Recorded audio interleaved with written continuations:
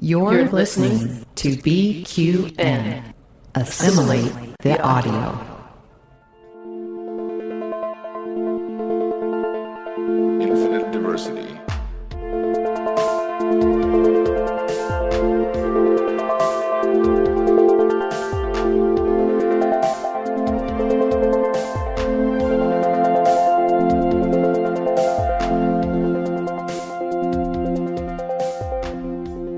Live long and prosper, and welcome to Infinite Diversity, a Star Trek Universe podcast here on the BQN Podcast Collective. I'm your host for today, Chrissie, and joining me is my co-host, Thad. Thad, how are you doing today? I'm alright. I think I'm about to lose a game of poker, though. Oh, yeah. I understand that. Chrissie, how are you today? I'm doing great. I just emptied out the whole barrel of blood wine. Nice. Now we're going to get everybody to sing. Okay, so I just realized this is gonna be an issue all podcast, whatever. Potentially, yeah. That's great, Chris. I was saying Chris E, but... Oh, no. Oh, no, you're okay. We can just go back. No, it's fine. But I just realized now, every time I say one of your names, the other one's going to think I'm talking to you then. But that's okay. Just be very specific. I would say point, but it's Zoom, so you can tell. All right. Well, that works. Goodness. Right. And listeners, as you just heard, also joining us today is Chris from First Flight Pod and the Twitter Microtech Treks and Shaw's Synopses, as I have come to call them. I don't know if you have a name for them, but they are wonderful. So hi, Chris. Thank you for joining us. Hey, it's great to be here. Listening to you guys for years now on various podcasts. This is fun. Oh, thank and you. yes, I think I call them Shaw Retells Star Trek. He's I like that. forever living on, complaining, and eating food. Excellent. Yes. In the most imaginative ways one can think of. Like putting blue food coloring on steak? Yeah. Yes, the original. That's the original. That's not me. No, that one's. I'm still trying to figure out what that was. It was. But, yeah. Bolian beef. Yeah, they actually did tweet that out about that. Oh, really? Oh, okay. Yeah. I like it. All right. Well, before we jump into our topic for the day, because it's a big one, we'd like to take a moment to thank our Patreon patrons who make our show possible, particularly our associate producer, Carl Wonders. Listeners, you can hear your name added as one of our associate producers for a monthly subscription of just $10 at patreon.com/BQN. And with a monthly Patreon subscription of just $5, you can join our meetings at the Hive Mind on the second Saturday of each month. And you get access to It's Green and Amy's Math Moment. And Mark just dropped an It's Green. And it's something about Back to the Future. I haven't listened to it yet. Watch your Patreon messages for details. So, news. We kind of have news. Yeah, definitely. Yeah. We're going to get a Section 31 made-for-TV movie. Yes. Made-for-streaming movie, I guess. And if The Last Generation is any indication, it could be a stunning piece of action adventure, rivaling Marvel. Absolutely.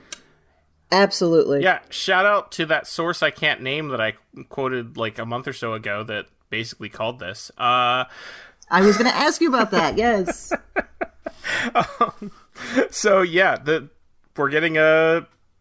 we are still getting Michelle Yeoh, which amazing that Michelle Yeoh loves Star Trek enough and apparently loves doing it and really enjoyed her time on Star Trek enough that she can literally do any project she wants to, is on board for the Section 31 movie. That's amazing.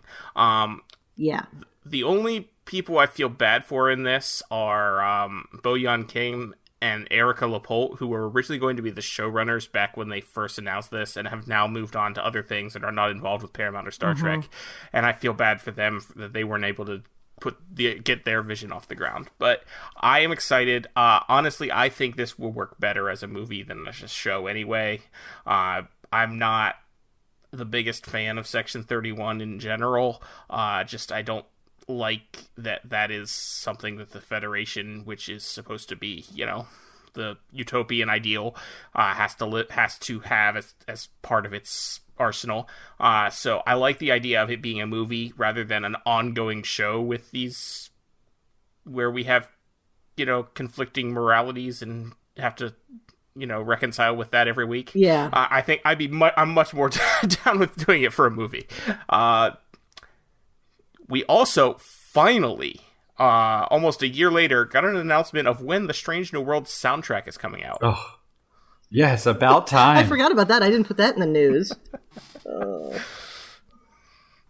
Well, they had to wait for Picard, just like they had to wait for Picard with the teaser, and to make the announcement for Section 31. And I think I'm beginning to wonder if they just forgot to write First Contact Day on their calendar and went, "Oh no!" I think, and maybe this is me giving them too much credit, but they're intentionally not doing these things, so we generate our own buzz about them and complaining about the lack of announcements on the right dates, and we're just generating so much more buzz than they could have come up with initially if they follow the rules.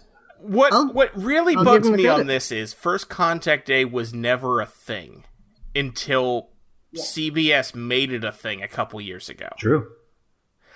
Which is why when this announcement came out, when the Strange New Worlds trailer was posted, I sort of tweeted a little grumpily because the Section 31 movie, that one, honestly, it might be that the deal wasn't finalized in time. Oh, absolutely. Because that's the reason why way back when the Picard announcement, when it was first announced, was announced at STLV instead of San Diego Comic-Con, which is a few weeks before, because they hadn't finalized the deal for that. Because as much as we Trekkies love that they did it at STLV, it would have been better for the press if it had been at San Diego. And so that one, I'll give them a pass on.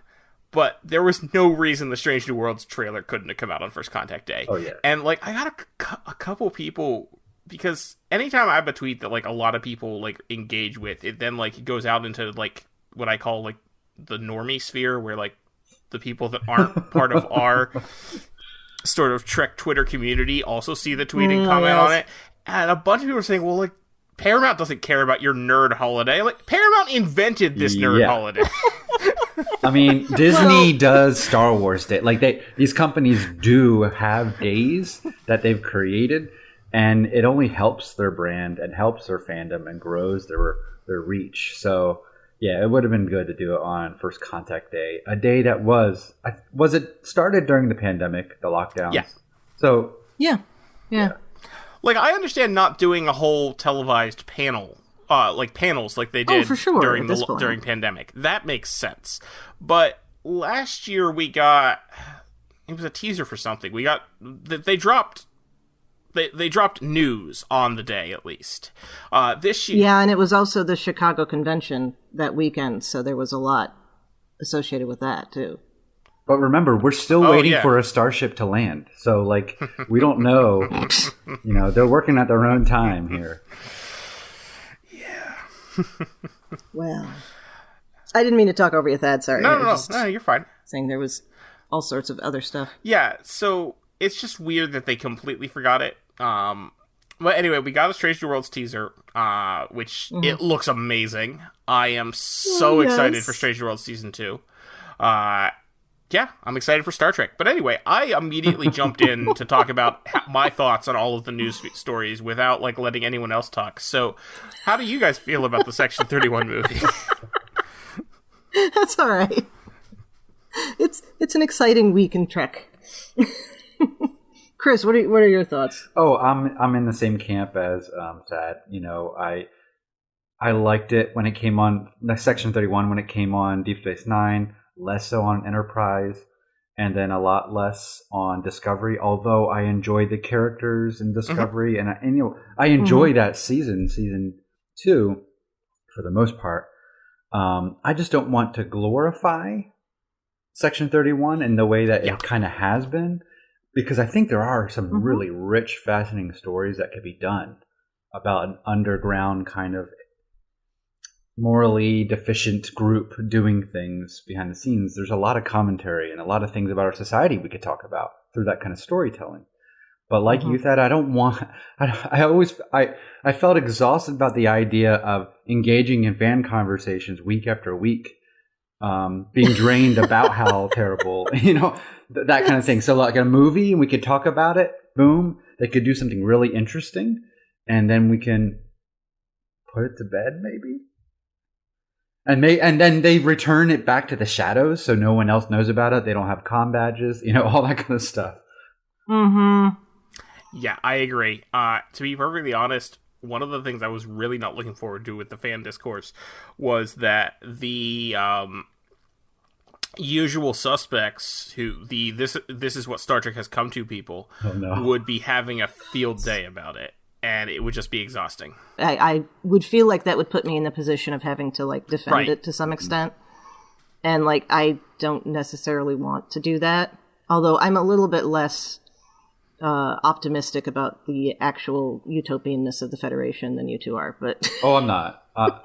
That's where I don't think we can actually achieve it in real life. No. Yeah. Oh no! I meant like the idea that it wouldn't need something like Section 31. I totally agree. We do have Section 31 hinted at being something in this Lower Decks season 4, right? With William. I'm okay with that. It's playful there. I don't think it's going to be glamorized. I think Lower Decks can, because they'll obviously be doing it for comedy, and that's fine. Yeah. I mean, it's a joke unto itself that, that William Boimler... He's bad Boimler. Bad Boimler. Pretended to be oft or however it worked. Maybe he's being leaded by an ancient trip, somehow kept alive. I absolutely want them to canonize that from the Enterprise novels. If Connor Trinneer is in the Section 31 movie, oh my god, that would be amazing. Yeah. I do. Yeah, that would be good. Yeah, I do hope we have Ash Tyler. I feel like I just rewatched season 2 of Discovery, leading into a rewatch of Strange New Worlds before season 2 of Strange New Worlds. Nice. And I really, the last time I saw Ash standing on the bridge of that Klingon ship, I was like, I hope this isn't the end of that character. Yeah, they have very interesting stories, and I want to know how we get from L'Rell to Gorkon and Azat Bor, and then sometime after that, women are no longer allowed to serve on the council, much less apparently be the chancellor. Yeah. So, wait, are you saying Star Trek has contradicted itself? Never at all. Yeah, by the life of James R. Kirk. No, I think they just told the Duras sisters that so that they'd go away. They just don't want the Duras sisters on the council. Yeah, it's sort of like when Janice Lester says that, women can't be Starfleet captains. Mm-hmm. Yeah. That, I absolutely believe, was her just rationalizing it to herself that they didn't want her to be a Starfleet captain. Absolutely. Mm-hmm. Mm-hmm. I love how we can look at that now, knowing how many women have been captains and good captains, and that Starfleet has no problem with it. And it's just like, oh, okay, so she was just nuts. I mean, we knew that before, but we'll just add another layer to this it. episode elevates another woman to being a captain at the end. Yes. So, not to get ahead of ourselves, but can't contain that excitement. You were involved in the old Trek BBS back in the day when Enterprise was on the air. There were a bunch of nerds who were super mad about Erica Hernandez because women shouldn't be allowed to be Starfleet captains in this era because it's before TOS. I can already see it. I can see those comments. Yeah. Yep. In the lovely, 2003 internet look. Mm-hmm. Great. Open up a Netscape. Good. No one was using Netscape in 2003, but yes. I don't know. That was I don't remember. No, 2003. It was mostly Internet Explorer, and actually, I think it was pretty much just Internet Explorer in 2003. That was Chrome wasn't. That was before Chrome. Firefox was still in beta. Yeah, and Netscape had already basically died after AOL bought him. So yeah, that was the dark ages of Internet Explorer universality. Well, Chrissie, you do your history corner. This is the history of the internet corner from Thad. So, great minds. I was just about to say something like that. I love it. In the early 2000s, even Mac OS used Internet Explorer as its primary browser. That's painful. I didn't know that. Mm-hmm. All I knew was I just needed something to get me to Neopets. And the Gossamer Project. Yeah. Gods. Yeah. My undergrad didn't even have like a learning management system, now that I think about it. I just remember what was wild is that was back in the day when we browsed without tabs. Yeah, you had to have a bunch of windows open if you wanted more than one. Oh, what stone knives and bearskins? I remember when I started using the Firefox beta, I think in like 2004, that like blew my mind when I was able to do tabs in my browser. It is. It's so useful. So, Strange New Worlds teaser? Yeah. Awesome. Fun. I've seen a bunch of people asking where's the Lower Decks stuff. I'm like, why would they put that in there? I mean, it would have been cool to see save that for the full trailer. But yes. Yeah. Because we already know it's coming, but we want to see those actors. And that's what's going to keep us... Yes. I mean, the three of us are watching regardless, I'm sure. But, and those that are listening too. But the only reason I watch Star Trek is because I'm on this podcast every week. Like, there's no other reason. But yes, you're a fake Trekkie. You're just doing it for the pay. No. Wait, we're getting paid. I thought I was getting a guest fee. For this. Sorry. Sorry. No, Well, been nice, guys. I'll talk to you later. No, the trailer, I was excited. It's just so colorful and just lively. It just feels good. And, when I saw Klingons, I was like, oh no, the discourse will be back. Yeah. I saw somewhere, I can't exactly tell you where I saw it, but I saw somewhere that it's been confirmed that we will see multiple types of Klingons. Good. I cannot wait. You done with that? It's ridiculous. It's like like the best example I can come up with is somebody thinking that there's only white people on Earth. On starships, and then yeah, species differentiation here, people. Oh, now we're taking me back to Trek BBS again, and then complaining about Tuvok. Because how can there be black Balkans? That. Oh no! Oh my god! On a desert planet, yeah, people that produce melanin. Oh god. Anyway, yeah. Anyway, and I had forgotten about that. See, I wasn't engaged in that at all. In that conversation, I was alone. I wasn't part of that conversation. Thankfully, that was. I mean, I was like. When Voyager came on the air, I was like 9 years old, so I was not... And that's also like almost pre-internet. That's like just... No, that was when Trek BBS was still a BBS, I bet. Yeah. But yeah, no, like at that time, I was in some like AOL chat rooms, I think, as a 9-year-old, but like... I was not. No, I was. But... I used to love, they had the internal trivia system, the NTN trivia. No. And they had a Star Trek one. Oh, okay. Anyway. But like, I did not hear about that. I heard all that stuff later. But like, I definitely do remember the Trekkies getting mad about Erica Hernandez on Enterprise. Mm. Yeah. And Tuvok. That I don't remember specifically, but I know it happened. Okay. If woke had been part of the vernacular at the time, people would have been calling it woke Trek, I'm sure. Oh my goodness, that's crazy to think about. They would have been. Every new series will be called woke Trek to a certain population, right? From now on. Oh well, Voyager was absolutely woke Trek because we had the female captain, we had the Black Vulcan. We had the toddler. We had a Latina Klingon. I mean, yeah. See, none of that even registered. Like, it's just awesome. No, same for me. Awesome. I was just watching. I was just, oh, sweet. This is a new Star Trek show. This is awesome. I like it. Yeah, let's talk about The Last Generation. And let's talk about how we now have a Star Trek universe opening with an Enterprise D that they can plunk onto every streaming episode of TNG now. Better. Right. And do a Voyager and a Defiant. They should do that for all of them. I've been waiting for them to do that. DS9, they should do a runabout for the first 2 seasons and then a Defiant. Yes. Or just have DS9 just like... Have DS9 go around to the No, not that. Background. No. Well, I mean, in the first episode, Yeah, they did Yeah, very it does. quickly It's for just very slowly inching to make the delta. It's a 10-minute opening. And all you hear is Miles going like, "Oh, darn it." And the engine blows out. Yep, kicks the panel. Yep. Yeah, but I have been waiting for them to add the openings to all of the older shows because why wouldn't you? Yeah. You know? And they haven't. They haven't Even added to the earlier seasons of their current shows. That's right. I didn't notice that. You're right. I'm a big sucker for the Marvel opening credits. It always gets me in the feels every single time.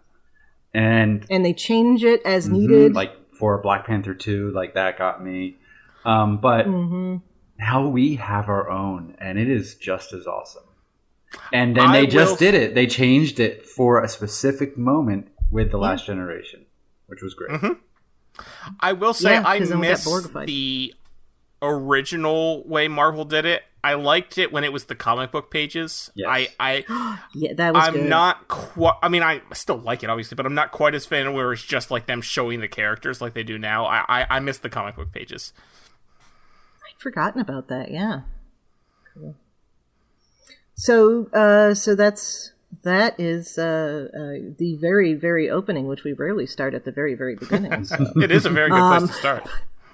It is a good place. Last I checked. All right. Well, let's just think overall thoughts here, and then we'll dig into the meat of the episode as we always do. Chris, initial thoughts, first impressions. I'm still chewing on this episode. I've only been able to see it 3 times, so I think it's going to continue inhabiting our imaginations for years to come and coloring everything we've seen for past 35 years in interesting ways. So, yeah, the podcast people have plenty of things to talk about, like us. But my initial response was, what an emotional ride that also was meaningful, exciting, and hilarious.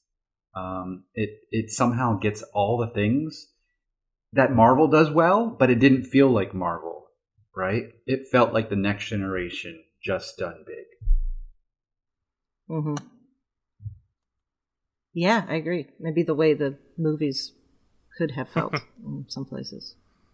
What about you, Thad? What do you think? Oh, one of the movies felt that way. But yeah, one did. Related to this, as a matter of fact. So 3 seasons in a row, I found myself wondering going into the last episode how they were going to satisfactorily tie up the season arc. And 2 times they didn't. But this time, they absolutely stuck the landing. And I loved it. I laughed, I cried, I had a huge grin on my face, I was a bundle of emotions through the whole thing. It was amazing. Yeah. I'm kind of still working through it too. It's like I think I've seen it 4 times, and it's just every time I'm picking up new things, you know. And I had wanted to go through the entire season before this drop, but I did not have that time to do that. So I'm looking forward to watching it beginning to end, all in a couple days, and have it be like all in my head at that time. So yeah, I'm a nerd about 3 things: education, because that's the field I work in; theology, I'm big into that, and then Star Trek. And today I'm sitting in church and I'm like, sorry, preacher, can't hear you. I'm analyzing The Last Generation. And all these theological connections were coming through. So I won't, they're not all formed yet. But man, like the son is tempted by evil and his father has to descend down to come and rescue him. And like, to me, there's a lot of, intentional or not, things going on that I haven't been able to make all the connections yet, but that was my initial, something interesting. You are not the first person to make that Jack Crusher Jesus allegory to me yet. That is actually, you're actually the second person who's made that I'm actually not calling Jack Jesus. I'm calling Jack Adam, or us. Humanity. Oh, okay. I can see that too. And Yeah. Picard has to descend back in. So Picard, I guess, would be God the Father or Jesus. I haven't figured it all out yet, right? Sure. But I think there's something there. He's somewhere on that clover leaf. Yeah. It's all good. Yeah, they're all the same guy anyway. I mean, the collective would be the Holy Spirit because it's everywhere and with. I mean, it wouldn't be, but Holy Ghost. They're in communion, right? It's yeah. There we go. Yeah. Oh boy. I usually right. Listeners will know. 13 years of Catholic school, I tend to go there with this stuff. You may recall that I talked about how, spoiler for Coda, Wesley Crusher is essentially a Christ figure in that, at the end of that. Mm-hmm. But I did not make the allegory there. That's great. See, that's the thing, right? This is part of our culture's, literature and common understanding. So even if you're not a believer or agnostic or whatever, it's still good to have that as part of the literature of our society. Yeah, when I taught AP English, we would read some scripture, and I'm like, guys, we have to, because whether literature is responding to or rejecting the Bible's still a foundational piece that we're responding to in some way in all of literature and in our fiction. So these are big ideas. Absolutely. Yeah. So we start with the Borg. Well, we start with President Anton Chekhov. Oh, yeah. That was not a cameo that I had on my list of possibilities. If anybody had said that, I'd be like, oh, no. And then, so the first time I saw it, I was like, really? They went for the Anton Chekhov joke about the writer? And then I was watching it the second time, I went, no, dummy, that's for Yelchin. Yeah, I didn't. Come on. I didn't put that together either right away. But yes, it's an Okay, that makes me feel better. It's a great little. I had a totally different response. I didn't hear Anton. So I'm like, my mind's like, Chekhov's lives, how math, what's going on? And I had to stop it and then rewind it and then, oh yes, this is a tribute. Okay, I'm okay. And it's a tribute to Encounter at Farpoint, which has a TOS actor. And so the beginning and the end is bookend with TOS, and that's really cool. They do that, they have that bookend about how at the end when the Enterprise D is in the museum, I was kind of disappointed. I thought Geordi was going to say she's always brought us home. And I was like, oh, that was so close. Yeah. Go ahead, Thad. You started to say. Well, Chrissie, I was wondering too, what's that connection when they went into Turbo Lift? Is that something that Scotty might have said to him in Relics? It's been a while since I've seen Relics.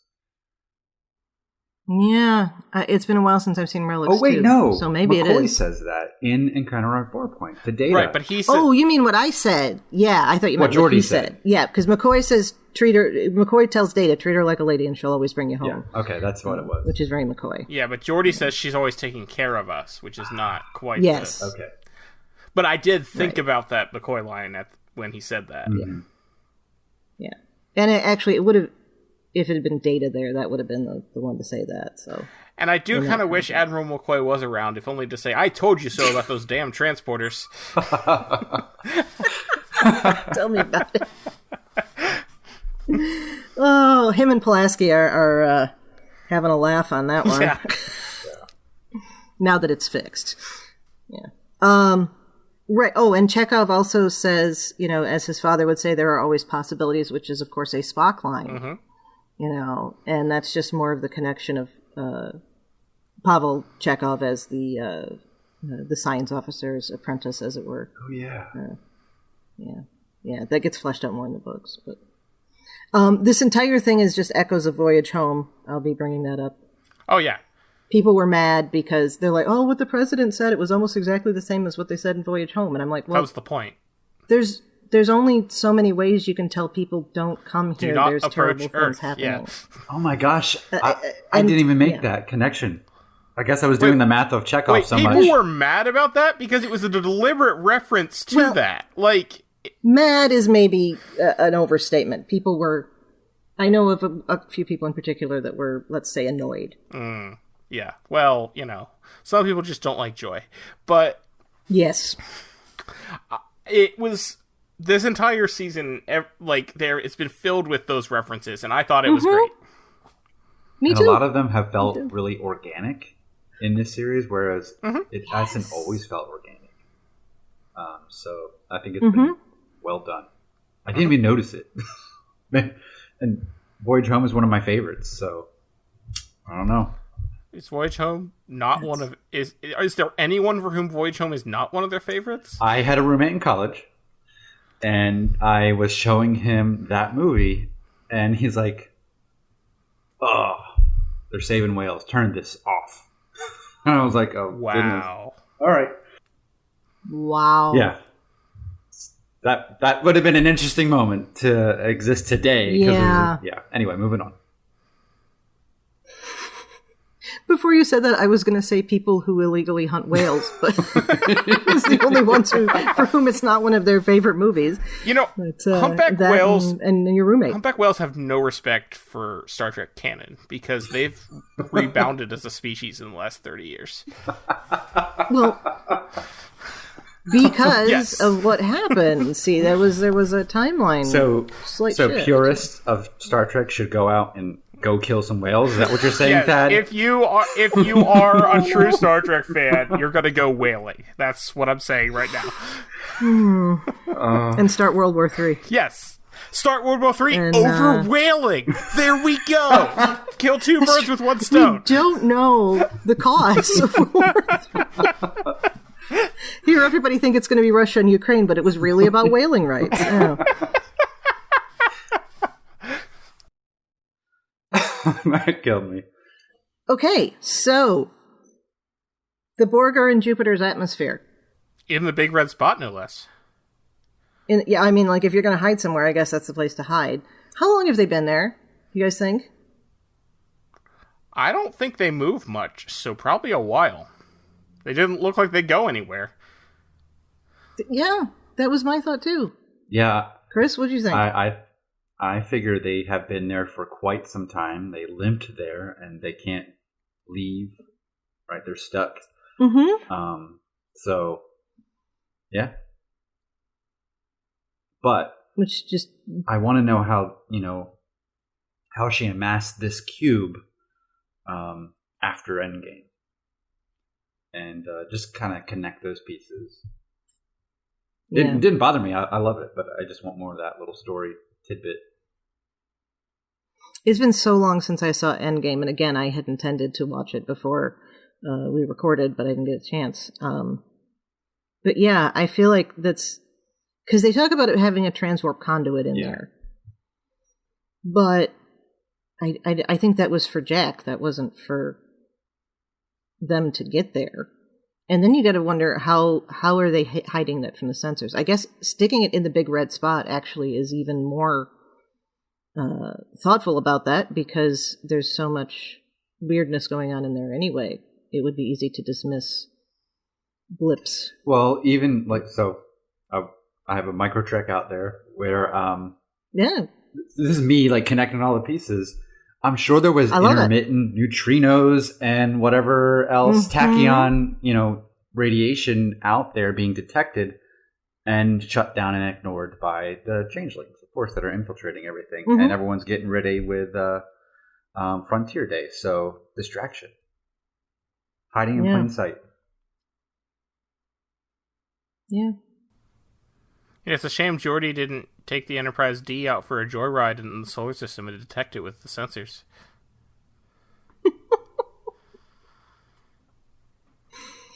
Yeah.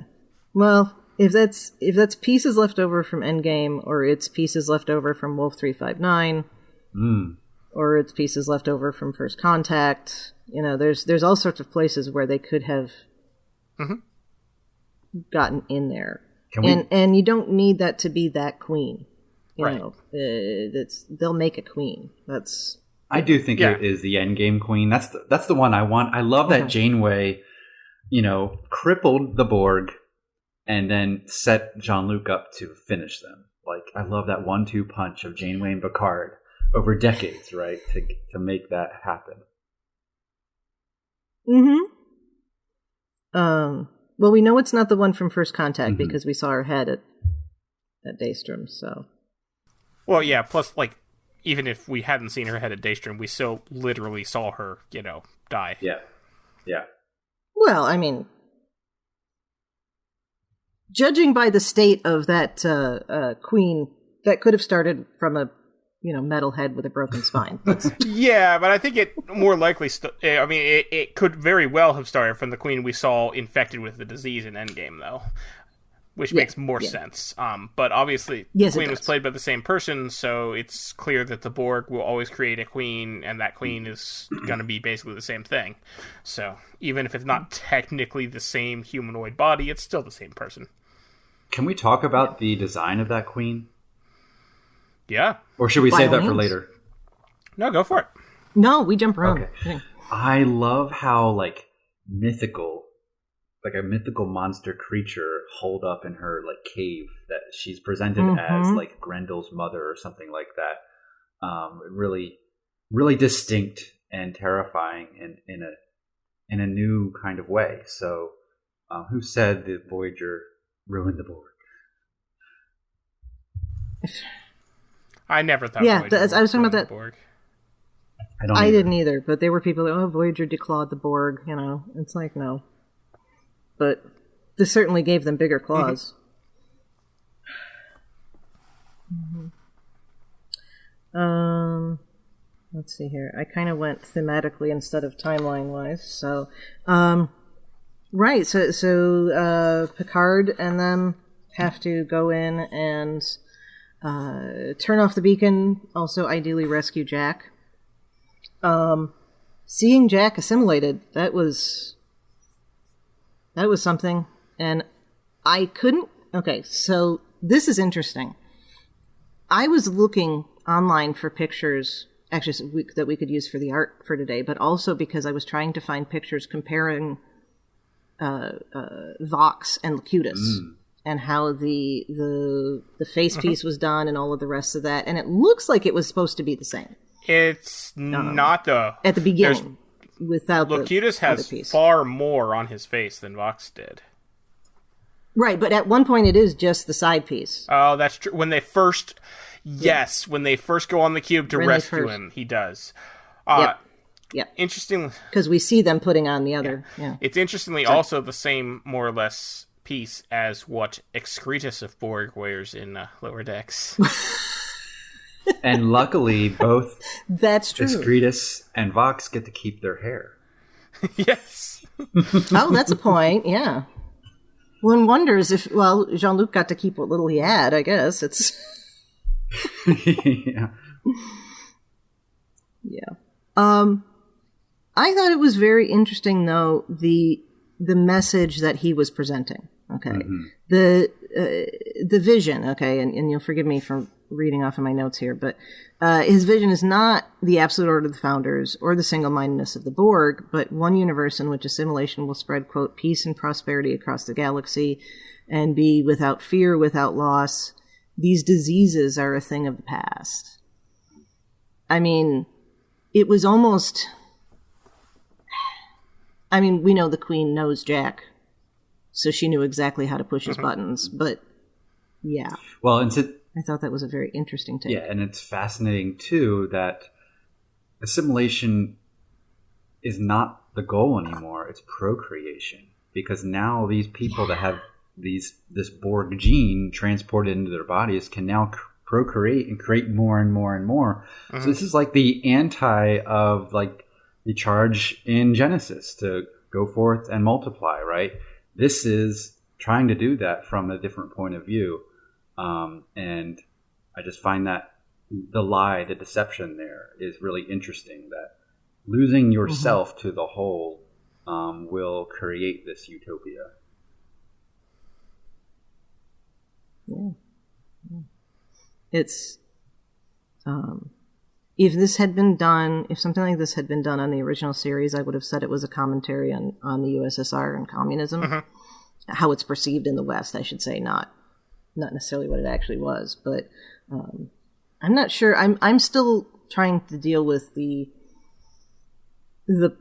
socio-political message of having everybody under the age of 25 It's interesting. become Borg.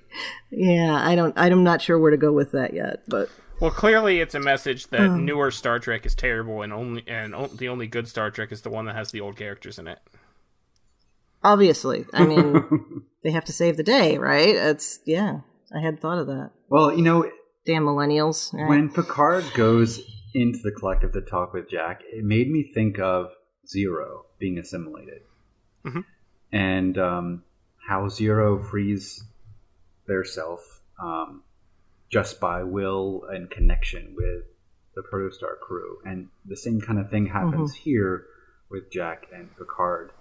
I think there's some issues with that, how assimilation has been presented in the past, although this is a very weakened, new, different kind of collective that the rules might not apply.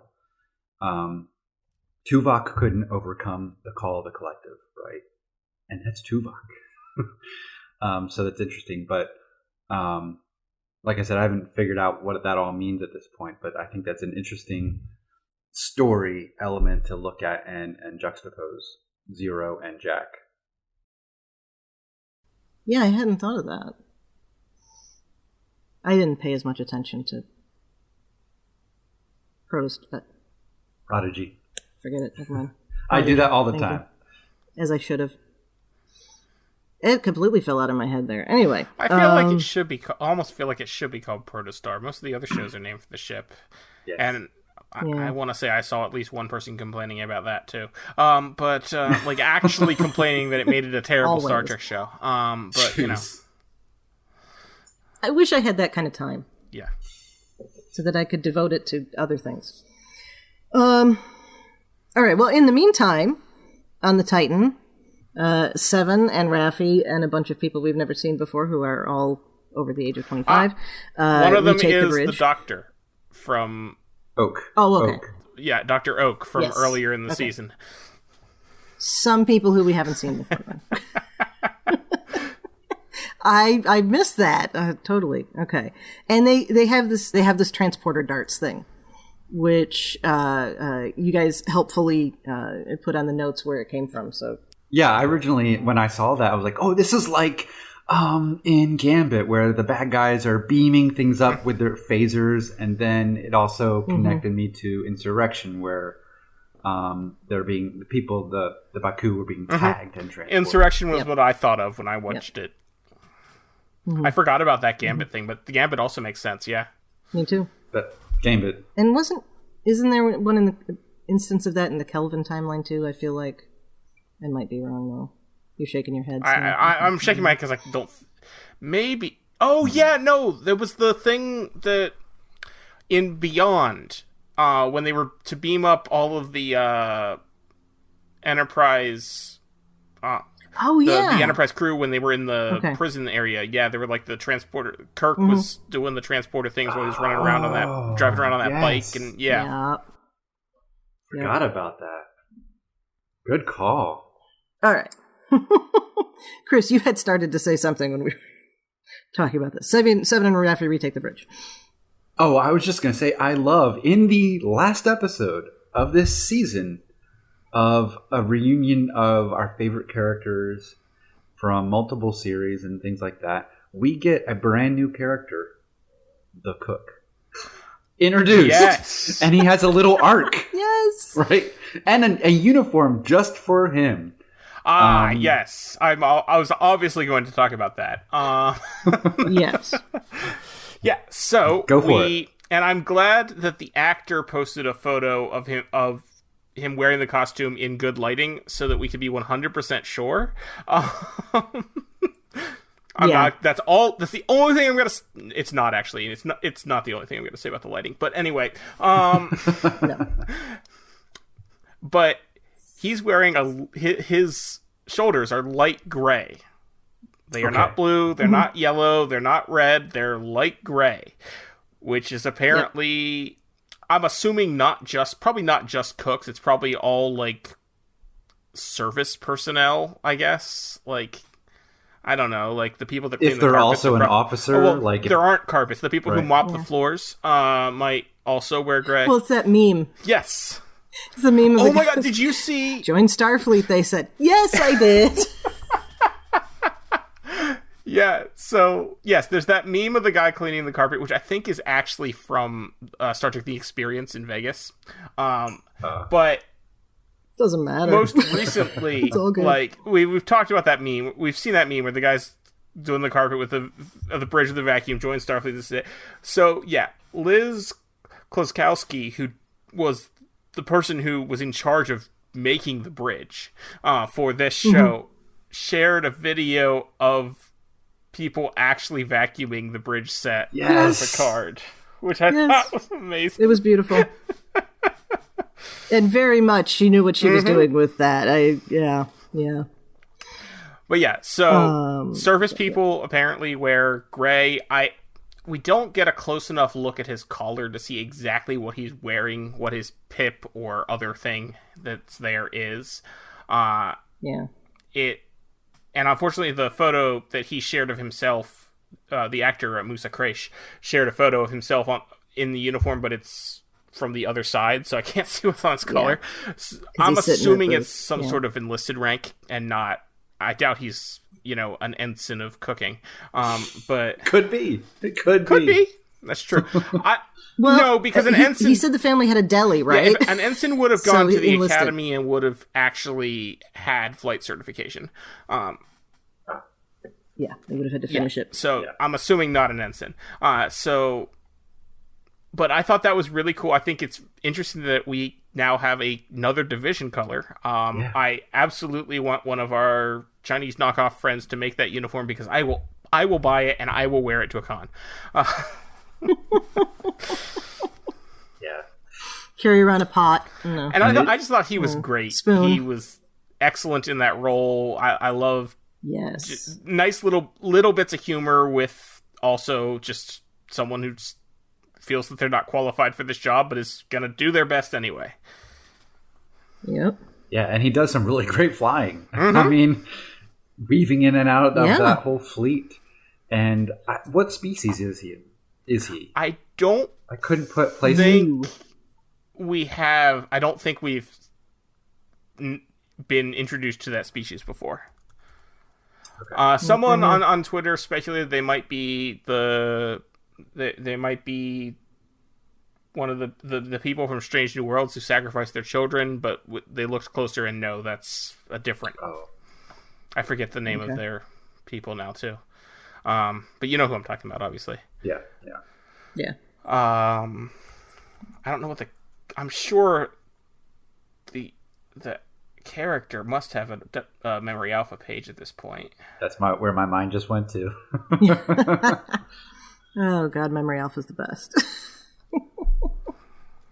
Well, while you're looking that up, I'll just say I think it's so daring to introduce this brand new character and give him a mini arc in the last episode that's about the Legacy crew, and I'm so thankful that it's there because, like I said, like this season has all this organic humor that's situational and even more organic than like a Marvel humor, which you can tell they're telegraphed sometimes, but it's just character-based humor, and he did it.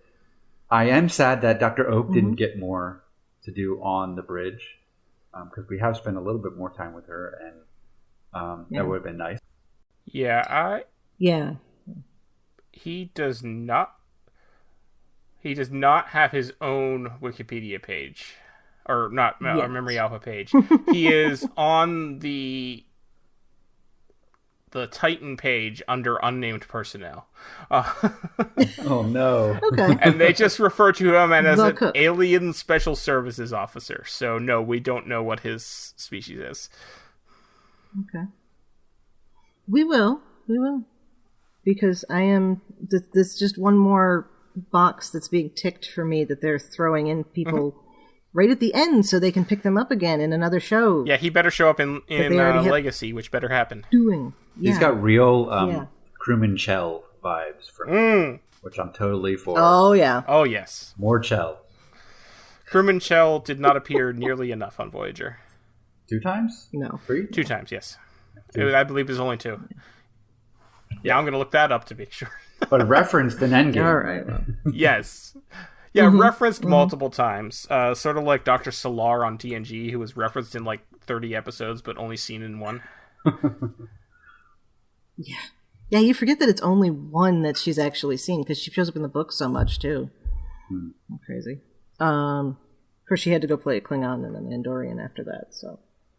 Cho has a really long Memory Alpha article for being in only 2 episodes. That's awesome. Good deal. deal. For him. Yeah, he's mentioned in Endgame and... Red Alert Chili. Yeah. It's hard to say because Memory Alpha doesn't say for sure which episodes he's in and which episodes he's just mentioned in. But anyway, yeah. Obviously, his biggest appearance is in Learning Curve. Obviously, we need to do a rewatch now of all of Voyager and track this development. Yeah. I'll take that hit for the world. All right. Well, why Voyager? We need to because Crewman Shell. That's right. Yeah. That's right. Yeah. All right, here. So Titan, the assimilated crew, they break out of the transporter room, they sabotage the cloak while they're trying to single-handedly stop Space Dock from getting blown up from all of the other ships that were there. I did have comment on Seven's speech, and you put that in the script. Oh, yeah. So I don't think we can get past this moment without talking about 7-9. Did you? Oh, no, by all means. Did you guys have thoughts on her speech? It was good. Yeah, I thought it was a great speech. I didn't have, Yeah. See, I have this problem now whenever I see a good captain speech like that, I just can't help but think of the Lower Decks episode, so no matter how serious it is, it's just Boimler doing a Riker impersonation, basically, so without meaning to. So, but I thought it was good. It put her in that position of command. So to me, there's so many amazing captain speeches in Star Trek, and this one, honestly, it's not the best one, but it really reinforces the themes of this whole season about family and children, and that the older generation still have value in raising these people up, even no matter how old they are, the children. We still have a part to play in shaping society. Yeah. And so I like that Seven got that moment. And then she says, engage. Which brings me to the catchphrase thing that happens in modern Star Trek. Janeway says engage all the time. Cisco says engage all the time. Kirk has said engage. Thing is overdone. I'm okay with it because Star Trek is almost meta now sometimes, because we're all pulling, we're creating and consuming at the same time. The fans are now creating it, right? With Terry. So I'm okay with a little meta. I think that's something unique for our franchise. But the engage thing isn't just Picard. He just said it for 7 years more prominently, I guess. Kate Mulgrew tells a funny story about how one of the reasons that Geneviève Bujold didn't work out well as Janeway is that she said engage.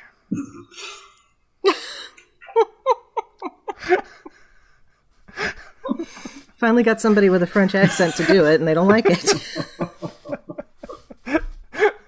Oh no! Engage. Oh, no. I don't know. I thought of engage less than the make it so. Yeah. Because that's a very Picard. Make it so is very much when a you say Picard Picard's catch line, yeah. Although I like how they've kind of made a joke out of it. I have to admit, I find myself saying to my kids too often, "Get it done." Yes. Every time I'm like, "Oh no, who am I becoming?" Where was he in all this? Things. Why didn't he show up? So many that could be said. He's not on this shift. He's not on. He's on Delta shift, right? So he's sleeping right now. Nice. I see what you did there. I mean, he clearly got his way because the Cerritos has 4 shifts. That's true.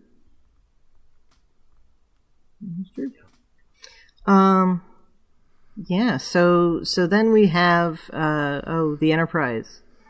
what does Raffi say? What's left of that? The pieces of it, or something like that. Yeah, and she's like, what's left of that are ancient. Yeah, that's it. Thank you. Yeah. I had an issue with Raffi not portraying any recognition of what the Enterprise D is and its JL's ship. Like, I was annoyed that she never called him JL this entire season. I really enjoyed that. I'd forgotten about that. Exactly. Yeah. I enjoyed that intimacy that she has, and this lack of, Picard. She's just JL. And that relationship was nowhere to be found in this season, which was sad. Of course, the season's not about that relationship, but hints in it would have been nice.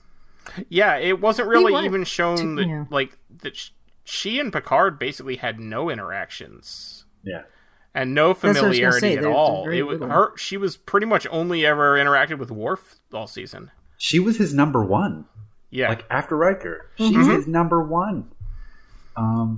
So I think that is a big criticism of the season for me. I hadn't really thought about that until now, but now, that bugs me too. Sorry. Yeah. No, that's all right. I think with everything that had happened, I think there's probably some distance that has happened there. And also, I think she probably is giving him... I could see her giving him space in the context of what's going on with his family, from her own, feeling like, okay, I haven't had a chance to connect with my family. And also, there's just other stuff to do. I don't know where I would fit it in. I can't imagine Raffi and Picard scene in this action.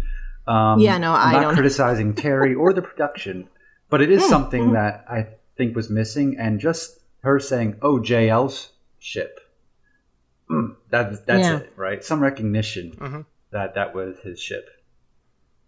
Yeah, something small. Yeah, I hadn't thought of that. Yeah. Right. So back to the Enterprise D. We have before they go onto the ship. I got ahead of myself with talking about. Yeah, you skipped over Worf's threesome. Yes. Do you even hear yourself? Yeah. Okay. So then they're deciding what to who gets to go, and we have Data expressing the very very human hatred. We'll come back to Worf, don't worry. The very human hatred of the Borg, and that's there's that connection back to Descent with that as well, which I thought was interesting. And he is lore still too. So I love that this if we had more episodes in the season, I would have liked to see him wrestling. Wait, was this thing I just said or felt me or lore or both of us wrestling with the good parts of himself, and the bad parts, like we all do. And in my moment, my reading of that was lore coloring. Lore's not consciously there, right? But that shades of lore are coming out. Well, I have experience with the Borg. We know what experience Data has with the Borg. We don't know what experience Lore has with the Borg beyond the basics of him having brought together that broken collective. Yeah. So there's all sorts of things that Data may now know that was not that nobody knew about before. I hadn't made that Descent connection because I don't watch that one too often.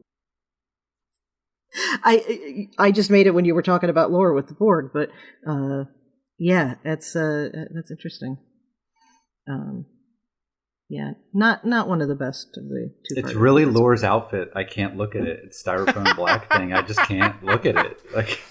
It's like Daniel's outfit in Shockwave Part 1 and 2 with the time tubes all over that point to his crotch. Why is that there? It's weird for me because Descent Part 2, I actually didn't see Descent Part 1 until many years after I saw Descent Part 2. Oh, wow. That's fun. Gotta love the 90s. You missed the whole stop it, stop. Yeah. But Descent Part 2 was one of a handful of episodes that I happened to have recorded on VHS, so I've probably seen that 10 times as often as most other episodes of TNG. Yeah. Nice. Yeah.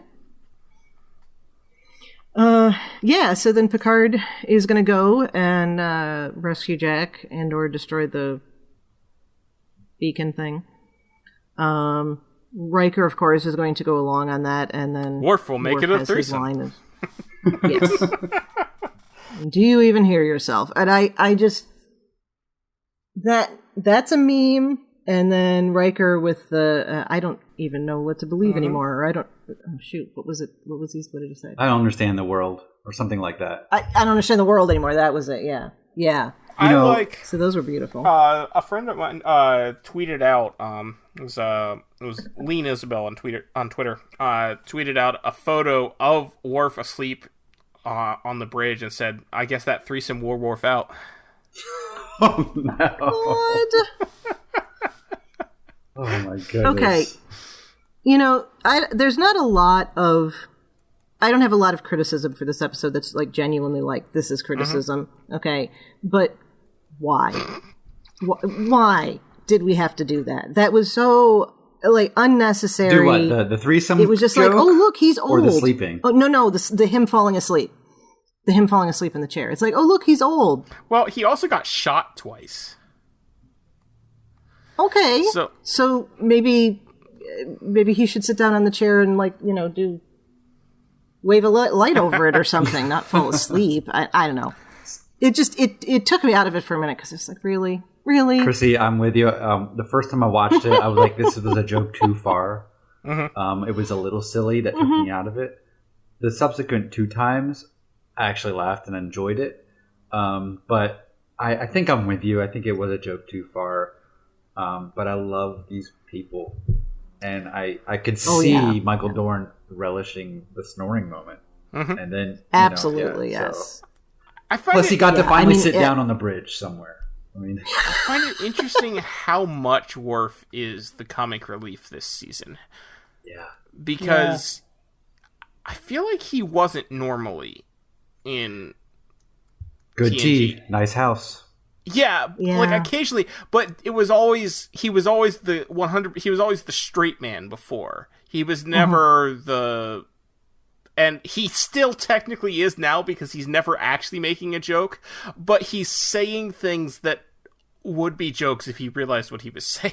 No, I think he is joking sometimes this season, and I'll tell you why. I think it's intentional, yeah. Because this is one way he still connects with Jadzia. Okay. Jadzia had that perspective where she could just of course. be witty and make fun of a situation, and that's how he continues her on. That's my micro-track reading of it. Yeah, right. When he that line he has to Riker, he's like, "There was a moment where I thought we were going to actually survive this." Yes, that is absolutely something Jadzia would have said. Or swords are fun. Right? Yes, that's 100% Jadzia. Yes, that's fair. Yeah. I hadn't even thought of that. I love it. Okay, headcanon. I do wish he had name dropped Jadzia at some point this season. Or God's forbid. Or when Beverly hugs him, she says, "I'm so sorry." Yeah. That's it. Like, we would know. It's been 20 years, but I'm so sorry. Yeah. Well, to be fair... Well, that's true. It's been 20 years. Hopefully they said it some other time. So, we know that Beverly... Fair. It's been 20 years since Beverly's seen any of them, but we know they've all seen Worf since Jadzia died because he was in Nemesis. Yes. Yeah, so, like, they wouldn't really need to talk about it. And Insurrection. So, yeah, he's... Yeah. And Insurrection, it would have been, like, right after it happened, so... But the way he referenced Odo without name dropping him in an artificial kind of way would have been. They could have done something like that with Jadzia too. I think if Renee were still alive, he would have been in this season. 100%. I do too. Yeah, because he wears a mask, so like it doesn't matter what he looks like now. Or he could become the old Odo and have learned to do that, like in Children of Time. Oldo. Yeah. Oldo. Yes. Oldo. Gods.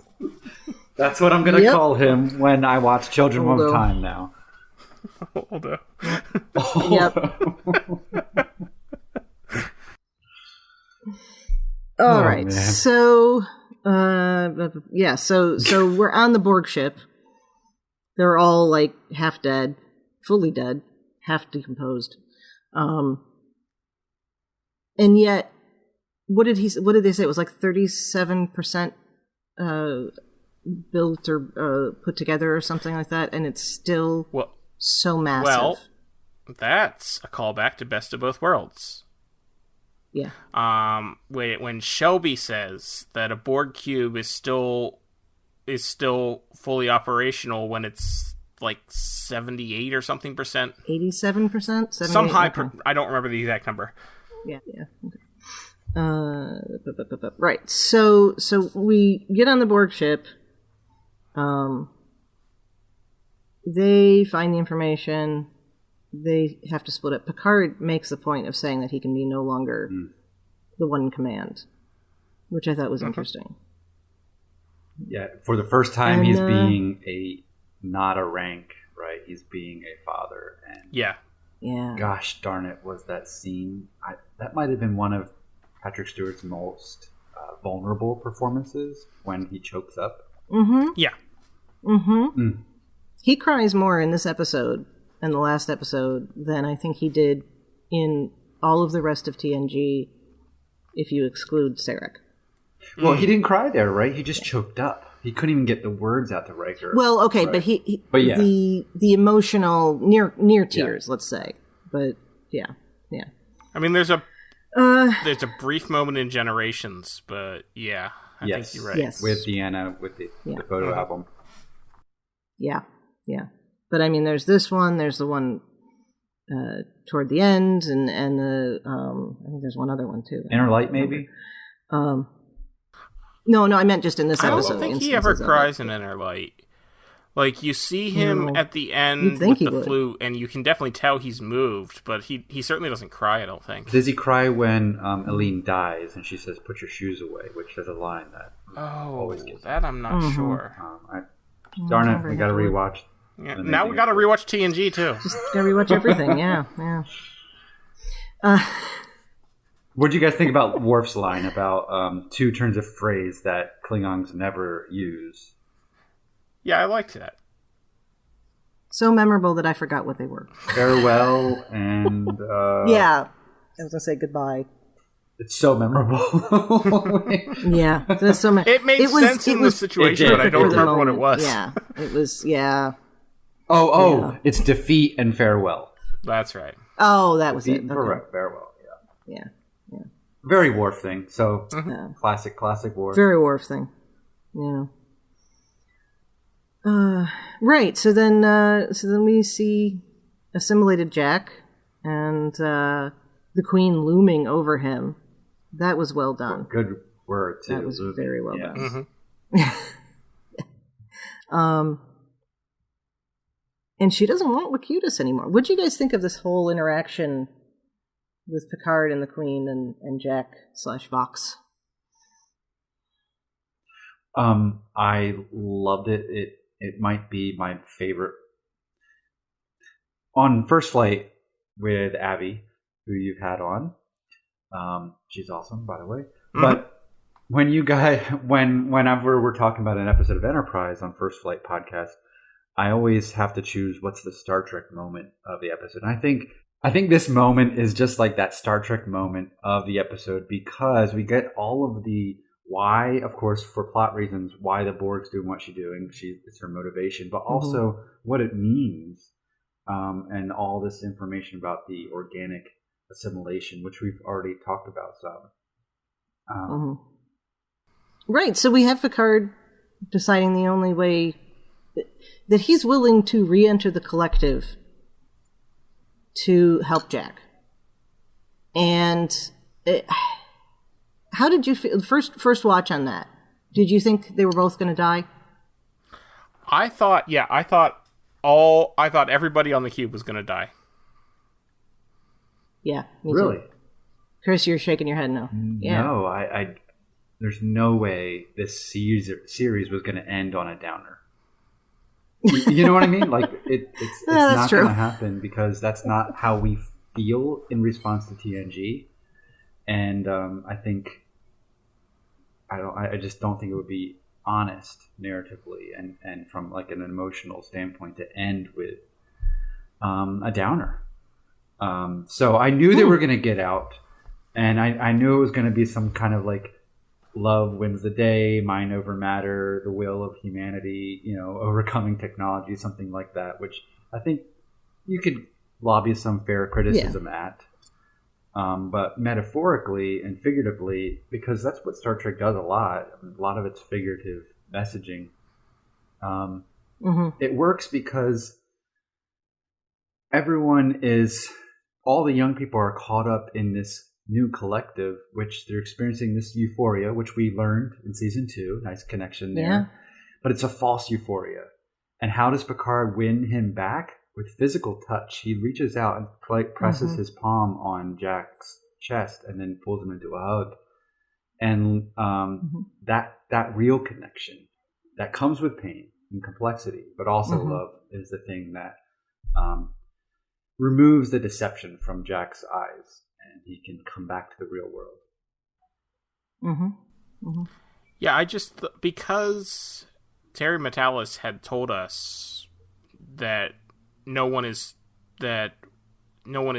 necessarily safe, and that not everyone may survive. When we got to the point where Riker and Worf stayed behind, and then when Riker has that moment where he says, what a moment.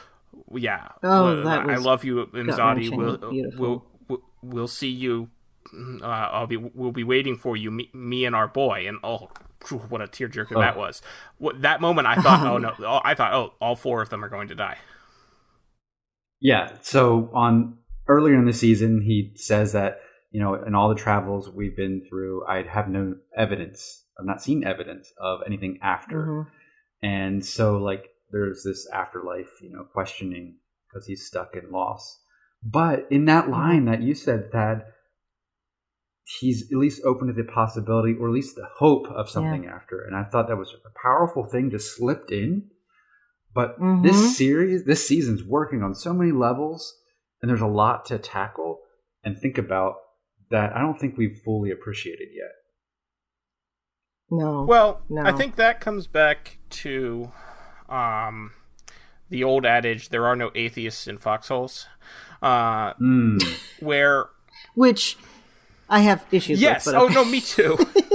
But yeah, as someone who was raised religious and has ended up on the atheist side of things, I don't necessarily agree with that in its entirety, but I do understand the sentiment behind that, in that it is very easy for me as a person right now to say I don't believe there's anything after death.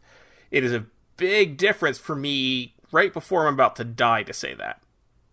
Right, and I'm a believer, but I would never say that this scene, evidence that he has accepted Christ and he believes in the afterlife. God's not. Definitely not. I think there's a hope, right? There's a hope for something more. Yeah. And in his mind, at least, he's with his son in that moment. He's about to be with his son. Thad. Yeah. I read it as earlier in the season, he was talking about how he had no evidence. Okay. And by the time we get to this, he's recognizing that absence is not evidence. And so there is that, he's seen so much and he never saw the concept of an afterlife. He's seen so much that he never expected to see. So why couldn't there be? It's a nice little full circle moment. And wow, yeah, that is a tearjerker moment too. So. Which brings us to the redemption of this weird storyline of Deanna being a terrible pilot. Yes, but first, I want to talk about Data. Okay. Please. And I called it on here Data's Death Star Run because I didn't know what else to call it. No, that's absolutely. I just have that feel, But this is I felt like this was another callback to Voyage Home, because there's that whole thing where Spock is trying to figure out the math to do the time travel, and Kirk says just guess, and McCoy says to Spock, he's saying he trusts your guesses more than other people's facts, and that moment was what Data was asking of them. A guess? And they trusted him. From you, Spock, and that's extraordinary. Yeah, that's it. Because he says, I did my best guess. That's what it was. This brings that scene between... So beautiful. It is beautiful. And it brings me back to one of my favorite things of TNG is the Geordi-Data relationship. And their conversations about humanity. And then I'm back I was watching that scene and suddenly I'm back in the Defector in engineering as they're talking about, I just have a gut feeling. And so this was a great connection to that, an evolution that Data gets to have a gut feeling now. Yeah. Yeah. That scene really drove home the size of a Borg ship. And the size of the Enterprise D, but the size of a Borg ship. The Enterprise D can fly through it. I think this Borg ship is bigger than the typical one. Like, I think she's amassed all of her stuff. This is the end game for her. End game. There you go. Why Voyager? But I was blown away by that.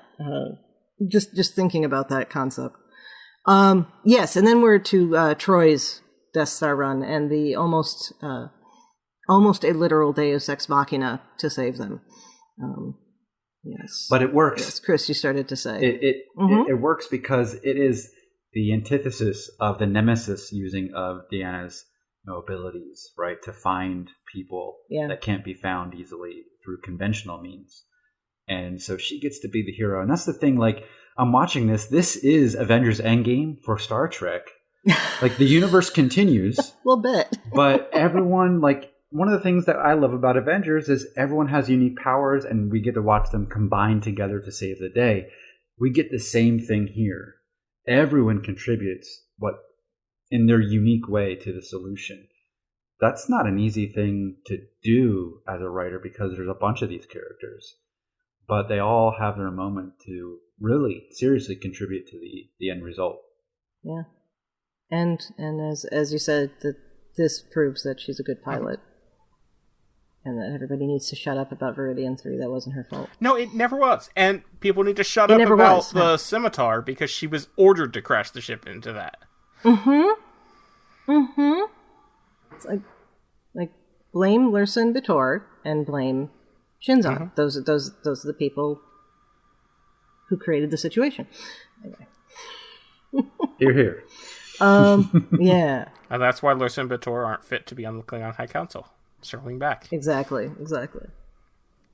And then we have a wrap-up.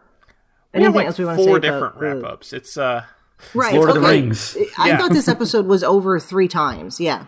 Again, as I put the endings. Ending 1, ending 2, ending 3. So 7 gets promoted, which I think we saw coming. Love that it comes from Tuvok. Tuvok. Yes, that's wonderful. Although, interestingly, Terry Matalas said that they originally wanted Janeway, but that didn't work out. I'm so glad it was Tuvok on not Janeway, because Janeway would have stolen the thunder. Yes, I agree. Would have stolen the scene. I love Janeway. But Tuvok and 7, that friendship, underutilized on screen, but incredibly powerful, because they come from similar dispositions. Just what a great scene. Great pairing. Yeah. So he says that the Enterprise crew receives a full pardon. Again, it's almost the same words as the voyage home, which I love. Yeah, but Picard wasn't demoted to captain and given command of a ship, though. Well, he took a field demotion. That's true. Right? That's true. For a moment. Right, yeah.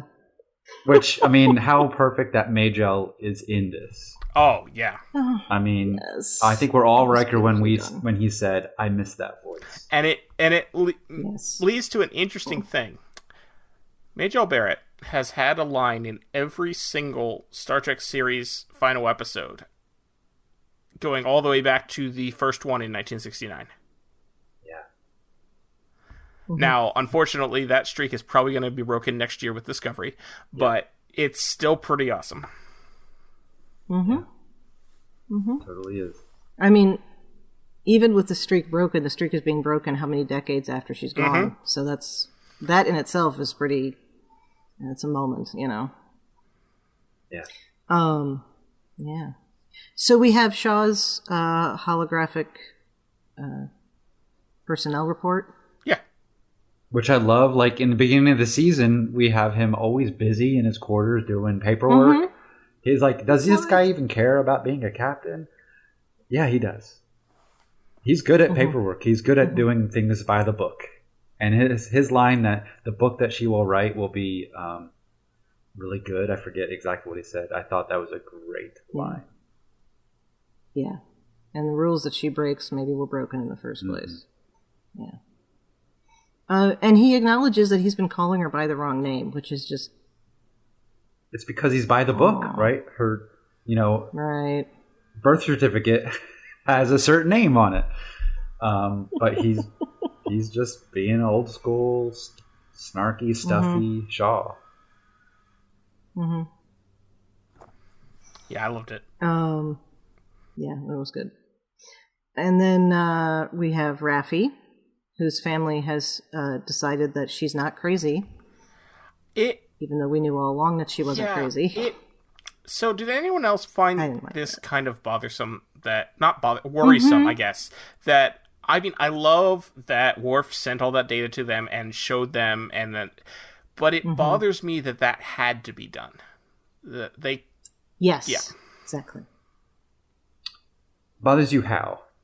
It bothers me that they couldn't accept her without that. Yeah. Well, outside validation. But she does present herself, and I mean, with having addictions and all those things, I could see people not wanting to hear her. So needing that outside validation, I get it. I don't like it, but perhaps that's the reason why. I just love that he can heal another family, but he can't heal his own family situation. Yeah. But he knows how important that would be. So that was a good... Yeah, good moment. At some point, when everybody's talking about their children, it would have been a nice moment for Worf to bring up his kid. That he's, mentioned... Jeremy Astor could have been on one of those ships. Oh, that wasn't the kid I was thinking, but yes. No, I know you weren't. No, that would have been hilarious if he... Because he would have been older. He could have helped them. Yeah. It would have been hilarious if Worf had brought up Jeremy Astor and not Alexander. Alexander. That would have been even worse. But speaking of which, they mentioned Kestra in, episode 2 and then never again. Yeah. Well... Yeah. Which, in and of itself, okay, whatever, they've got other things to do, except Riker and Troi have mentioned their dead son 20 times, and not their living daughter at all. Yeah. Yeah. I just want a scene where Soji asks Data, do you have mucus?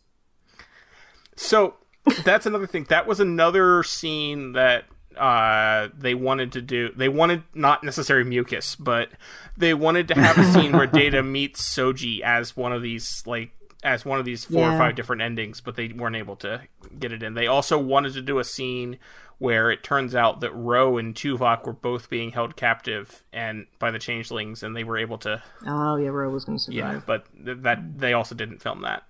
But I like the idea that they wanted to, but they just weren't able to. Sort of like in season 1, they wanted to have a scene where Elnor met a cat, but they weren't able to get it in.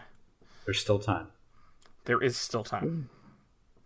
Back in the day, we would have had a novelization of this that would have had all those extra endings. So I hope maybe they do that. I miss those. I do too. They're they're oh, they're not needed now because you can just stream it anytime you want. The novelizations were there because. If you missed the episode, but... I read the movie novelization in the 90s. I read the movie novelizations before I saw the movies. Yeah.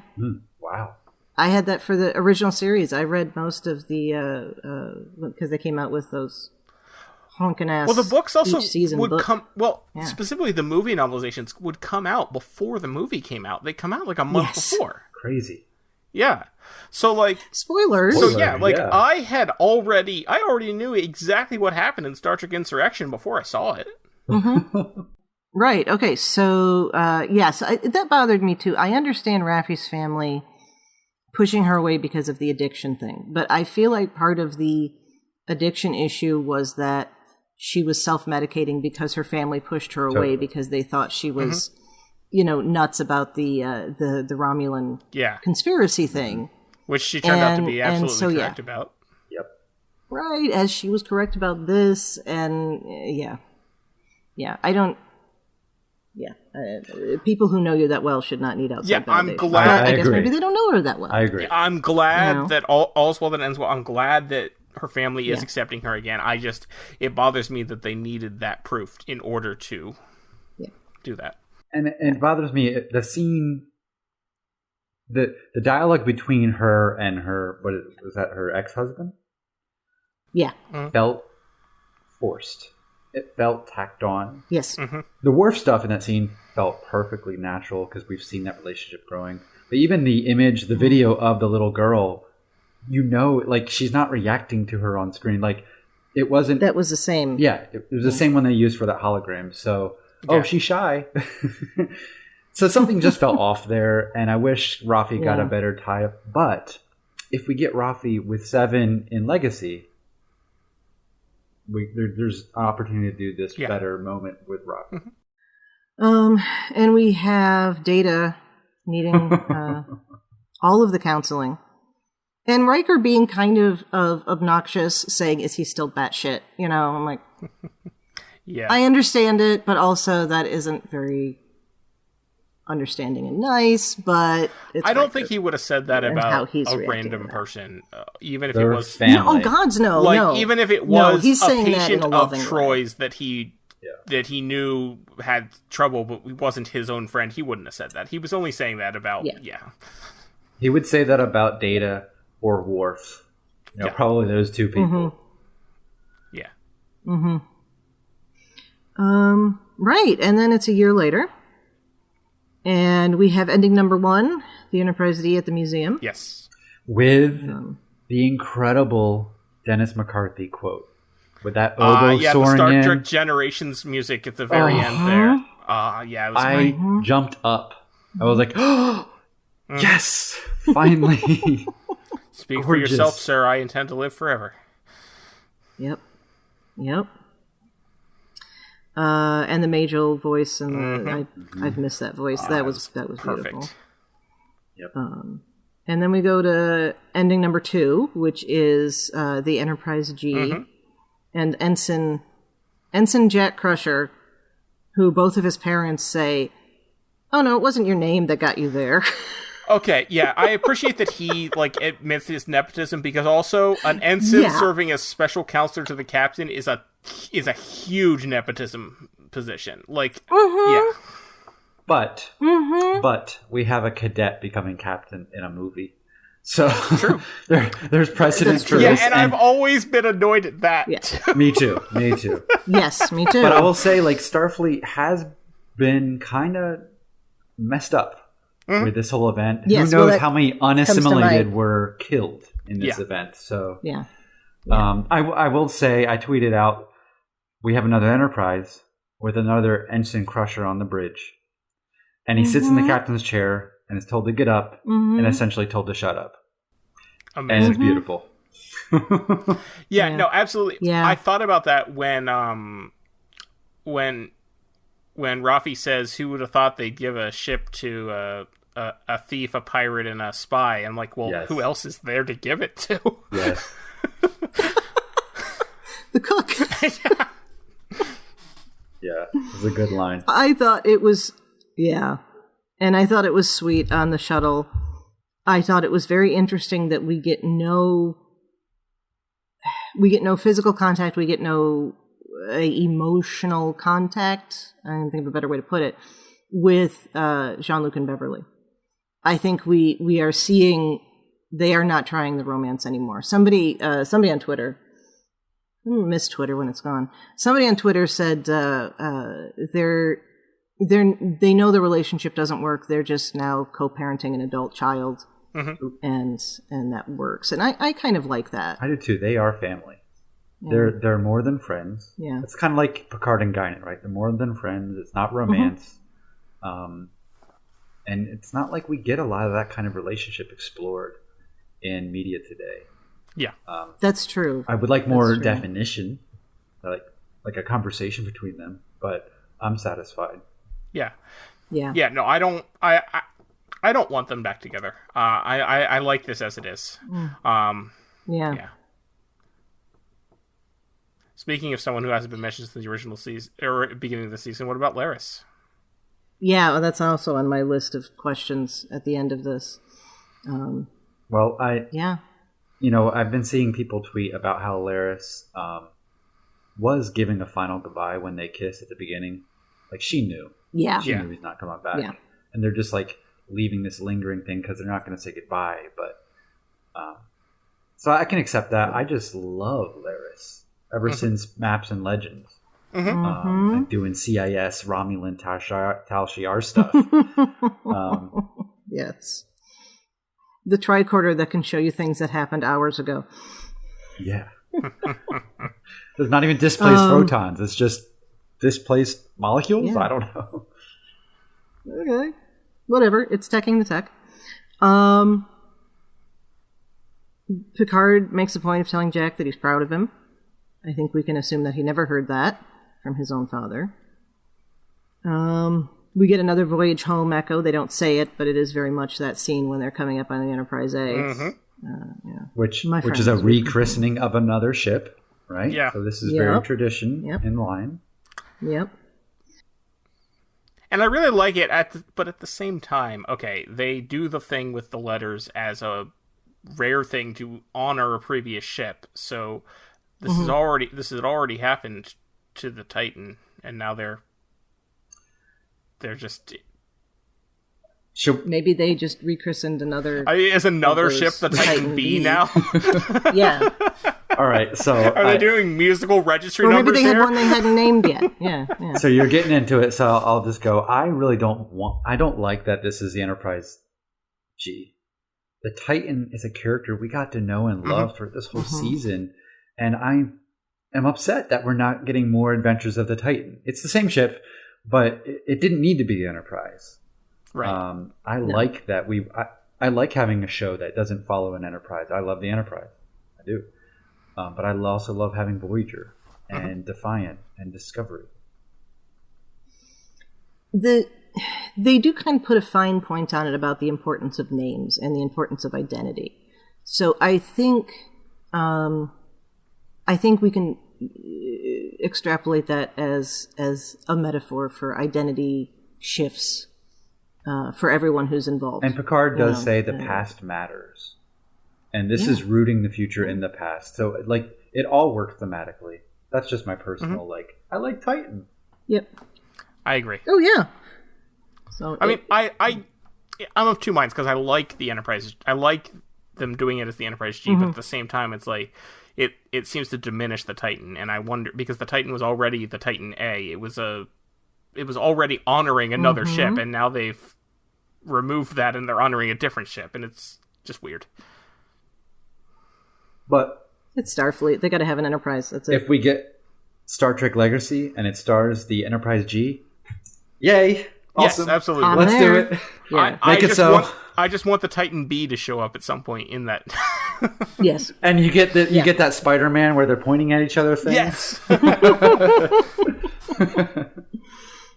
All right. Yes. So he's on. Crusher's on the bridge. Captain Seven says about, it goes without saying you should ignore anything he said. And what does Sydney say? I usually do. Yes. Yeah. So I feel, that doesn't mean there's a romance or anything like that, but it does mean they've gotten to know each other well enough. I really do want there to be a romance there. I think it's adorable if there is. 100% LaCrush here. Yeah. I absolutely support the romance, but I still will, to my dying day, say it should be Creforge. Creforge. I think Creforge sounds better than LaCrush. But they LaCrush each other. Yeah. But I guess they could Creforge a relationship. There you go. I like that. Yes, and then Seven, we don't get to hear her line, but we do hear Jack say that she's writing the opening line to your legacy. Legacy. We're just going to leave that there. Look, I mean, in universe, she has been promoted to captain. That's cool. Outside of the universe, in fandom, she is a Star Trek captain now. You know, that is a small group of really amazing characters, and I think she adds this outsider point of view to the pack of captains that we have that is just incredible. Yeah. I'm listeners, but I'm still quite convinced that Terry Matalas set all that up and is just pretending that he doesn't have it already going. I mean, the fact that we don't get her line is like, check back next time on Star Trek Legacy. Right. Okay. So I'm going to rush through this because I do want to get to the mid-credit thing. Ending number 3 is Drinks and Poker and 10 Forward. Blazing Drunk Bev with the blood wine. She wants Worf to sing. Yes. I mean... Yeah, and then she's continuing up. You see, she's the only one you see take a drink while they're playing poker, too, and she's got whiskey in that glass. So, yeah, Bev's having a good night. Yeah. But I had the biggest smile on my face during that whole poker scene. It was so great. Yes. I also love the callback to the outrageous Okana when Data tries to tell the limerick. Oh, yeah. No, that's the Naked Now. Is it the Naked Now? Yes, Yeah. It is. Okay, yeah. I thought it was when he was learning humor, but okay. No. I mean, he might have retold it then, but the original point is the Naked Now. Because I don't watch Naked Now, so I'm like, I haven't seen that scene in a long time. It was before. It was after. Is it the end of the episode? Anyway. I know that. Yes. Whichever That's the button, the classic TOS. Let's laugh before we warp off. Right. No, it was toward the end, but it was before he went down to engineering and fixed everything. Oh yeah, you're right. Here we go. The isolinear chips. It was Naked Now. Yes. Looks like I'm going to have to watch Naked Now. And it's halfway through the episode, so I'm just all sorts of wrong. But it was a reference to a Data starting to tell a limerick in TNG and being cut off. Yes. What did you guys? I can't wait, actually, Chrissie, to hear your talk about the Julius Caesar quote. I've been looking forward to this. I have too. All right. Because I'm a literature teacher, but I've never taught that one. And you know what? My Shakespeare is not what it should be, but I can talk about the Roman history part of it. But I did look it up, and because I knew it was Shakespeare, I didn't know it was Julius Caesar, and it's Brutus. Okay, so the line he gives is, "There is a tide in the affairs of men, which taken at the flood leads on to fortune. Omitted all the voyage of their life is bound in shallows and mysteries. On such a full sea we now afloat, and we must take the current when it serves or lose our ventures." So, kind of an odd thing to put in his mouth from is essentially somebody who lost everything. From what he was trying to do. But we then have Picard saying later, "I've always come to believe that the stars have been in my favor," or "I've come to believe that the stars have always been in my favor," which is in opposition to Cassius saying at the end of the play, "The fault lay not in our stars, but ourselves." Yeah. The only thing that I really felt like was a good connection isn't the right word here. Apparently, Julius Caesar was the first play performed at the New Globe Theater after it was rebuilt and reopened in 1599. Okay. So I kind of feel like that's we've got the same on a new stage, and that's Enterprise G. Yeah. My connection is, in Hiding Q, I believe it is, maybe, when Picard quotes Hamlet. He does it unironically. He recontextualizes the speech with new meaning, matching this optimistic view of humanity. And I think the same thing's going on here. Picard will use the past to make the new future. Yeah. So I thought that was a nice little touch. And anytime you can get Patrick Stewart to do Shakespeare is good. You can't have TNG without Picard and Shakespeare and poker. No, you can't. You can't. Absolutely. And we have the end again, like with all good things, and that was beautifully done. And it also reminded me of What We Leave Behind, because of the music that was there. And Terry, I think he posted that they filmed them just playing poker for 45 minutes. Yep. Seriously, so I love that it. is just them It's as genuine. cast members playing and having fun. And I really love that. I think that adds a whole nother layer of emotional connection with that scene. I love them. I love that they all love each other. It's just, Yeah, that's like whenever you see them on stage together at a con, it's always so great because they have so much awesome chemistry with each other. It makes me picture like that scene where they're like, I don't know whose house it is, but it's like Thanksgiving. And it's like Scott Bakula and Brent Spiner, and like they're washing dishes, and I'm like, yes, oh, that's a life right there. Patrick Stewart's. Yeah, yeah. Never hire this catering company again. Michael Dorn's the other one in the picture, I think. Yeah. Where was I? Oh, right. Okay. Right. So now the omnipotent deity in the room here, our mid-credit scene with Q. Why do this if it's not a teaser for a sequel? Yep. There's no reason for it. That's all I can say about that. I love seeing Q. Here, why do this? To drum up interest in the sequel and convince Paramount to make it. Yep. Okay. Yep. I guess I feel like leave us hungry. 6 of one, half a dozen of the other. Leave us hungry and starving and calling out for more. I don't know. I mean, they certainly haven't announced anything, and they won't for a long time. But certainly, when they were making this, they had not greenlit another series. And that we know of. Well, my guess is, straight up, Paramount had not. But Terry wanted one. So he did this because he knows that it generates buzz from us, and he knows that we've already buzz from us is what got another Star Trek series off the ground. Yep. So and season 2 and 3 were shot back to back all together. Yeah. So John Delancey's already running around with those. That's a very good point. Yeah, I hadn't even thought about that. Mm-hmm. Yeah, they said they just ran in and shot that while they were shooting Vox. I love that this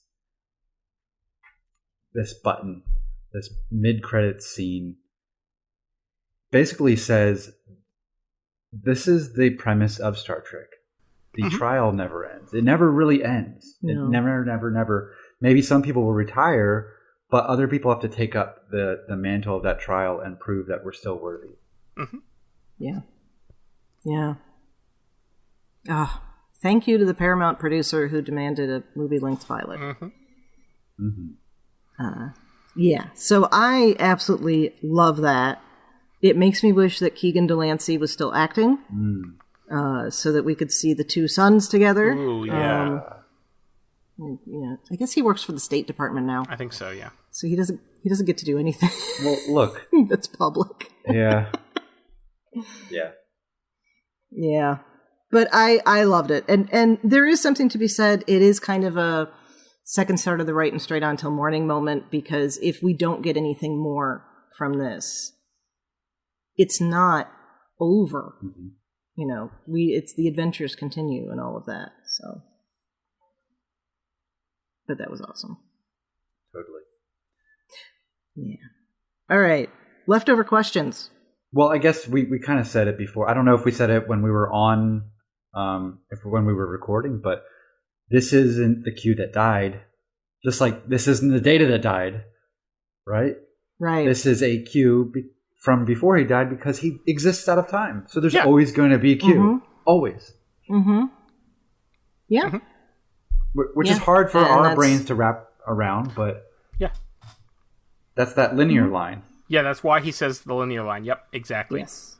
So, because that's contrary to some of the people, just because there's always people on Twitter mad about something. Contrary to some of the people on Twitter who are yelling about season 3 erasing seasons 1 and 2 of Picard. No. Thank God. Building off of. No. Yeah. It's so absurd. That take is so absurd to me because throughout the entire season, they are referencing things that came before in the first 2 seasons. I've called them out multiple times on this show because I really like how they haven't ignored the first 2 seasons. And even if some of the decisions in the first 2 seasons weren't some of my favorites, they have stuck with them and been like, well, this happened and we have to reference it. And I've really enjoyed that. None of this could have happened if Picard didn't die. Yeah. Right. And it had me thinking on this third rewatch before we recorded, I was like listening carefully and writing down the Borg Queen's commentary, and that she was left alone to die of starvation and age. So the voice of collective went away, which allowed her to hear Jack's voice, which makes me think this wasn't necessarily intentional, but an opportunity she seized on and moved on from there. So the stars aligned for her to make this final go at a new collective, where she had to raise a new army, our army, as someone said in the series. I forget who said that. What are your thoughts about all of that? Yeah, I people were talking about how, why did they put this thing in Picard? Did they know they were going to lose Wolf 359, blah, blah, blah. And it's like, it's just a fail-safe. I mean, it is a good... But, okay, we know that the Borg kind of have a timey-wimey thing going on. Right. So maybe they did know they were going to lose 359. Or maybe it was just like, hey, we're going to throw this in, and if we get to use it, it's there, and if not, it's not. It goes to show that he was actually unique. They tried something new with him. Mm-hmm. Because before, they've never elected a vocal representative to another species. It's actually an atypical thing for Borg to do. But now they've done it twice. So it just shows you so they were doing something different with Picard from the beginning, and perhaps not with this end game in mind.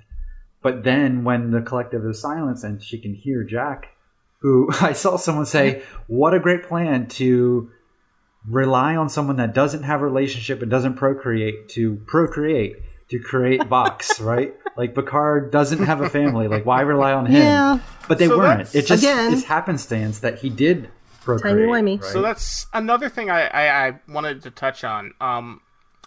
They say that I don't know, what are we calling this? The implant, it's a genetic reconstruction of their brain, right, with this specific receiver. The receiver. They're saying that the receiver in Jax is different from Picard because it can actually transmit. This is a transmitter, right? So if that's the case and they needed the transmitter, why did they steal Picard's body to get it out of his brain? No, so they had to get the receiver DNA genetic code to upload into all the transporter system architecture. Oh, that's right. Okay, right? So this hasn't been a long-term plan. This is very short-term because they couldn't upload that to the transporters until they stole his body. So that had just been put in the transporters. I always thought it would have been like a long-term plan that had been there for a while. But so you're saying that was just put into the transporters, like this right is before the last the show ditch started. Effort by the Borg. Right? Okay. Very desperate, which I think I find like it makes better. It's not this long conspiracy over decades. Okay. It's been happening since Best of Both Worlds. This is the last ditch effort. No, I hadn't even thought about it. They needed the receiver for the... Okay, so that's from Picard, not Jack. Because the difference is they were when they were in Vox, when they were checking it, like they were saying they found it by searching Jack's DNA. But yes, it makes more sense that would have been Picard's DNA they put into him. Yeah, okay. Yeah, let me read this line from the Borg Queen, which I found was interesting, which kind of cements all this. Together, she's talking about her and the changelings, we weaponized your biology. You've rewritten our machine code into genetic code, which means I thought it was just humans, but it's Picard by having Jack. You've rewritten our machine code into genetic code, so accidental. We've no need to devour raw materials, consume flesh and metal now that we can reproduce, right? So, like, there's a problem in some bad guys where they want to destroy the world. Well, how does it benefit you then?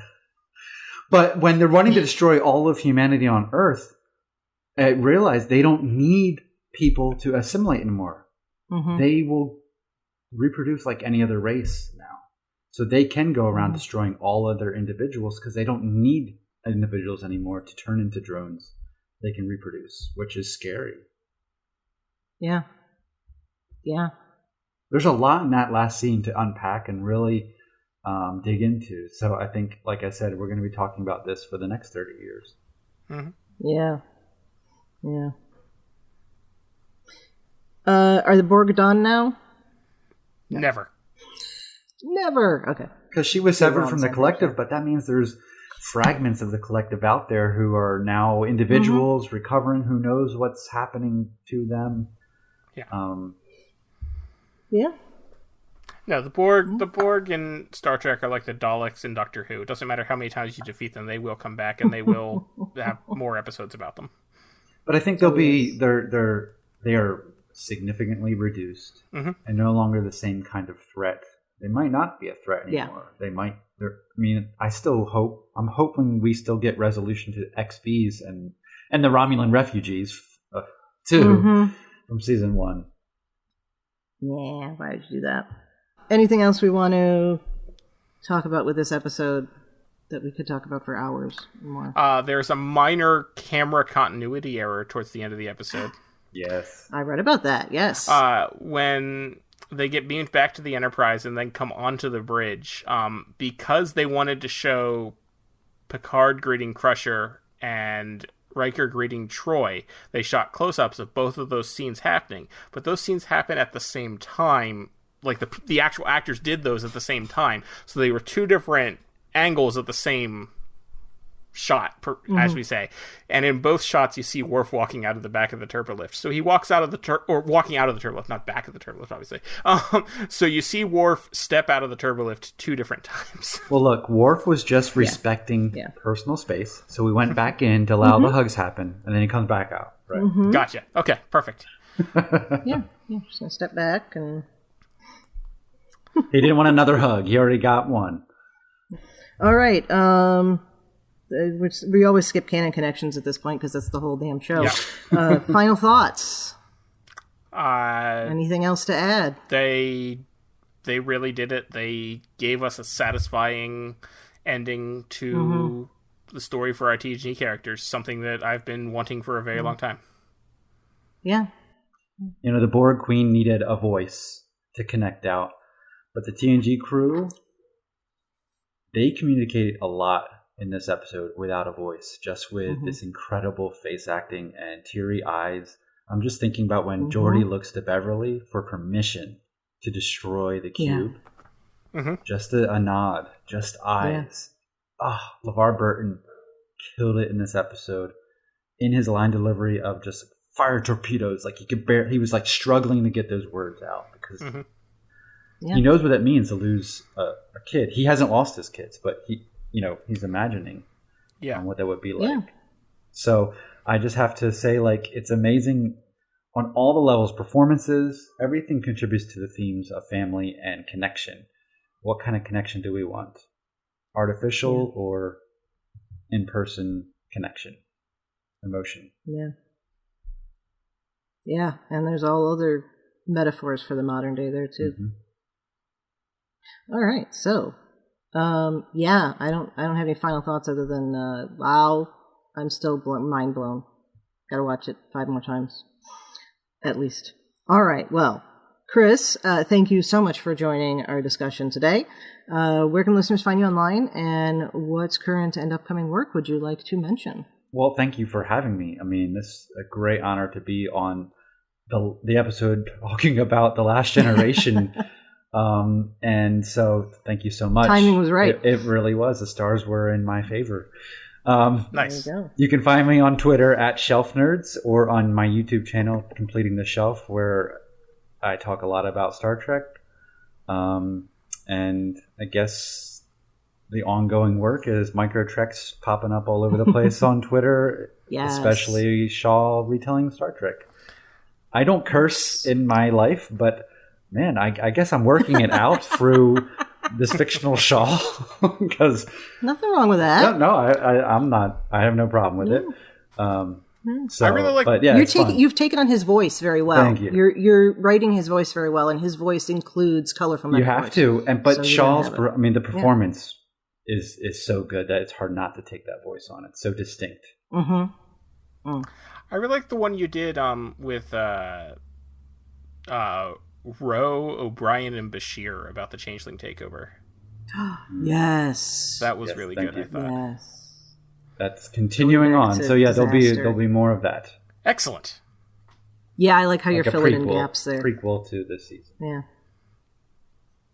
Okay, so, Thad, where can people find you while you are working on getting all of the important ships into the Fleet Museum? Well, that's where they belong. They belong in a museum. Exactly. They do. Best place to find me is on Twitter. I am at Tyrannicus. That's Tyranicus. You can also hear me on the podcast I do with my friend Carl about James Bond and James Bond adjacent things called License to Spiel. That's license spelled with a C like the British do it. Chrissie, where can people find you when you're not losing at poker? I have played poker maybe twice in my life. I've never been a card player. I don't care for poker. Yeah. I don't care for the entire thing of the whole like bluffing and all that. I enjoy a card game where you don't have to do stuff like that, like Hearts or something like that, where you're just playing cards and seeing what happens. I don't like the human manipulative line. The human element of poker, I guess. There we go. I like that. All right, well, in addition to here in Infinite Diversity, History with the Szilagyi will soon be back in that twice-weekly short format. I'm also happy to chat about our shows on the BQN Collective on Facebook, and I'm on Twitter at The Goddess Livia. That is TheGoddessLivia, where I tweet about Star Trek history and leftist politics. Don't forget all our other great shows on BQN, like Galaxy Class, All Good Things, Union Federation, What's the T-Bev, Trexpert's Quiz, The Captain's Couch, Bargain Bin Gamer, Mickey's Marvels, and History with the Szilagyi. And exclusively for our Patreon members, there's It's Green with Mark White and Amy's Math Moment. Thank you very much for tuning in to Infinite Diversity, and thank you to Zach Tripp for the wonderful theme music and Mark White for the awesome show art. Please subscribe in your favorite podcast player, and don't forget to rate and review us there as well. If you want to reach out, you can find the network on Twitter at BQN Podcasts, or our show specifically at IDIC Podcast. You can also talk about any and all of the BQN podcasts in our Facebook group, the BQN Collective. Strange New Worlds starts in June, so we'll be taking a few weeks off, but when you next hear from us, we're going to talk about the Strange New Worlds novel, John Jackson Miller's The High Country. Until then, peace and long life.